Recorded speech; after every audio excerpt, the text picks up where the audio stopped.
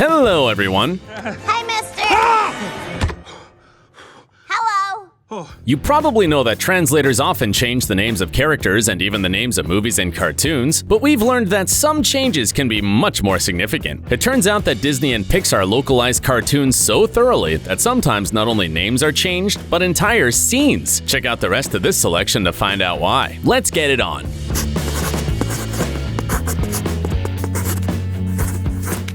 It turns out that animators are true perfectionists. A great example is the localization of Zootopia. As you know, in this movie, there are no human characters at all. Animals take care of everything, including the news. This is the scene that has been changed in different countries. We're looking at two news anchors. On the left is the snow leopard Fabian Growly, who remains the same in all versions, but the journalist on the right, as conceived by the creators, was to represent the most famous and beloved animal in each country. In addition, each of the characters had a prototype, a famous presenter everyone would recognize. They were the ones who voiced the characters. Thus, in the American, French, German, and Canadian versions, the co-host was a moose named Peter Moosebridge. The British also opted for a moose, but called him Moosus Alexander. In Brazil, the jaguar Oncardo Bocá sat in the seat on the right. Guess who Fabian's co-host was in Australia? A koala, of course, although it took the cartoonists a long time to decide between this animal or a kangaroo. Finally, in Japan, a raccoon dog named Michael Tanuyama appeared on TV, and in China, of course, it was a panda.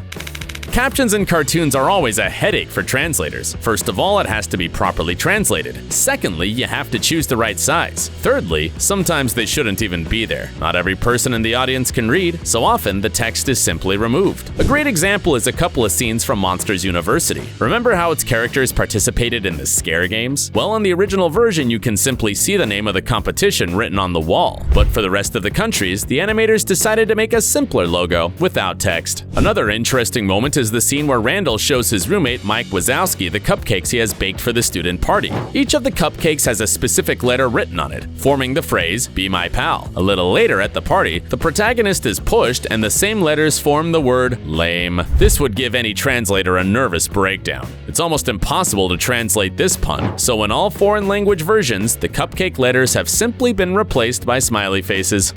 Pixar loves names and titles with deep meanings, as you may have noticed, so they took the name of the protagonist of the animated movie about adventures in Polynesia from the Maori language. We're talking about Moana, which translates from Maori as sea, but that word didn't work for Italians. The problem is that there it has evoked not really appropriate associations with the iconic adult film actress Moana Pazzi. So the name of the movie was changed to Oceania. Of course, you might say, but where would such associations come from in a child's mind? Imagine what would happen if all Italian children started Googling Moana. By the way, in Spain and France, the name was also changed. However, not to Oceania, but to Viana. This is because the Moana trademark was already registered in those countries when the movie was released.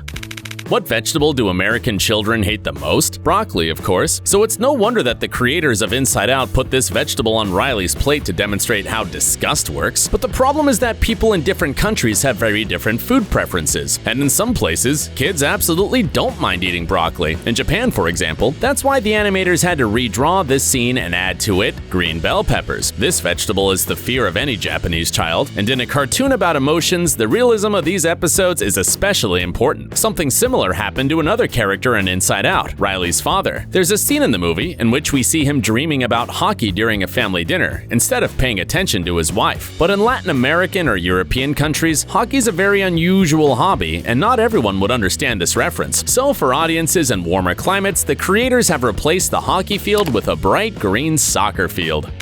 In the Cars spin-off about airplanes, there's also an interesting Easter egg. In the story, one of the competitors of the Wings Around the Globe is Rochelle, a tenacious and very experienced racer whom everyone looks up to. In the original version, she is painted white, red, and pink, a reference to the flag of Canada, where she comes from and where she is considered a national hero. For a better effect, the cartoonists decided to have the character adapted for each country. Let the audience feel proud of the great champion too. So in the Russian version, Rochelle has become Tanya and her plane is white, blue, and red. In the German version, it's black, red, and gold. In Italy, green, red, and white. And in France, Rochelle kept her original colors because, according to the story, she is of French-Canadian origin.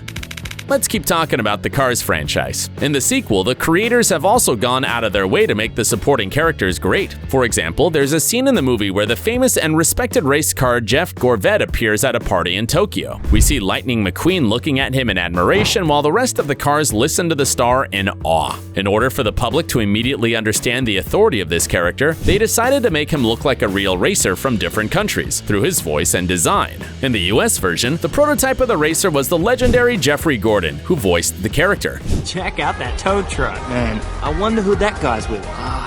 The Spanish animators decided to repaint Gorvette in blue and add elements of the national flag. They also used the voice of two-time Formula One champion Fernando Alonso. Fijaos en esa grúa. Tío, ¿con quién habrá venido ese? In Russia, the Corvette was painted red and dubbed by driver Vitaly Petrov. Интересно, с кем это он такой приехал?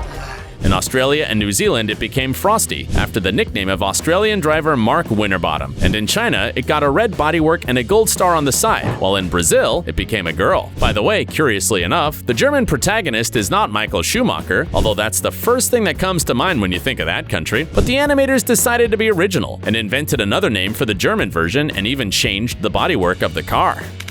Following up on the theme of text in animated movies, American animators seem to place a high value on educating their viewers. And here's an example. In Up, there's a moment in which we are shown a money jar. It has Paradise Falls written on it. This is the name of the place where the protagonist plans to fly to in his balloon house after the death of his wife. But in other versions of the cartoon, they decided to remove these words. Instead, they simply drew a waterfall. It's pretty self-explanatory.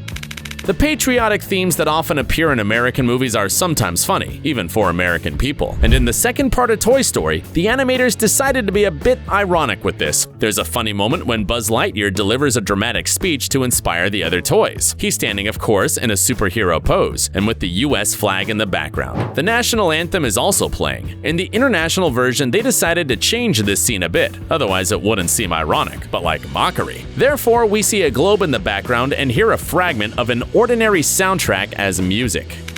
There's a word in Portuguese that always puzzles every tourist who tries to buy fresh fruit on the beach. We're talking about the word Coco. The problem is that if you put the accent on the first syllable, you get the name of the fruit, but if you put it on the second syllable, how to put it mildly, that's basically what people's natural residues are called. That's why Pixar not only adapted some characters from the movie Coco, but also changed the title. So in the Brazilian version, the movie is called Viva, Life is a Party. Very Brazilian. Remember this eccentric character from The Incredibles? Let us refresh your memory. He's a supervillain from France who is good at explosive technology and goes by the proud name of Bon voyage. Bon voyage. It's like Bon Voyage, only with a sarcastic twist, implying you're about to fly off on vacation on a giant bomb. No, stop! There's a bomb! But during the adaptation of the film in the character's homeland, a problem arose. And not because the French were offended by such a harmless linguistic joke. What happens is that the last consonant of the word bomb is not pronounced in French, so the point of the joke would have been lost anyway. That's why the character was renamed Fullamore, and the Pixar animators also hid a little Easter egg in his name. The thing is, Fullamore literally translates into English as Strangelove, and you know what movie Stanley Kubrick made in 1964? Dr. Strangelove, or How I Learned to Stop Worrying and Love the Bomb.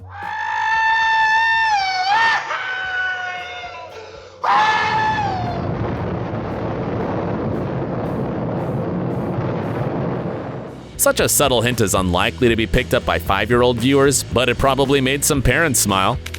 You probably don't remember this Ralph character, even if you've seen the movie. It's the Japanese racer Minty Zaki, who hardly appears in the movie. However, in the character's homeland, they decided to change it. The name Minty Zaki, which refers to the famous cartoonist Miyazaki, was changed to Minty Sakura. She was also given a major makeover, making her look more like the famous pink flowering plant. Exactly why this decision was made is unknown.